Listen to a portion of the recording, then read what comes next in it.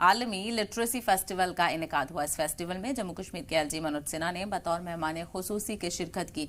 इस दौरान प्रोग्राम से खिताब करते हुए मनोज सिन्हा ने कहा कि अब वक्त आ गया है कि जम्मू कश्मीर से दहशतगर्दी का सफाया हो गया है और अलहदगी पसंद भी अब खत्म हो चुके हैं। उन्होंने कहा कि आप एक कदम आगे आए, हम 2 कदम आगे आएंगे।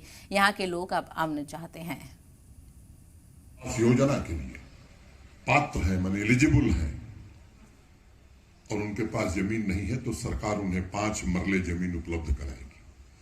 और मुझे बताया है बीडीसी ने कि 29 लोगों को उस योजना के अंतर्गत 5 मरले जमीन दी गई। और आवाम अगर फैसला कर लेगी तो यकीन मानिए वह दिन दूर नहीं है जब बचे कुछ है जो ध्वंसावशेष हैं वो भी जल्दी विदा हो जाएंगे यहाँ से।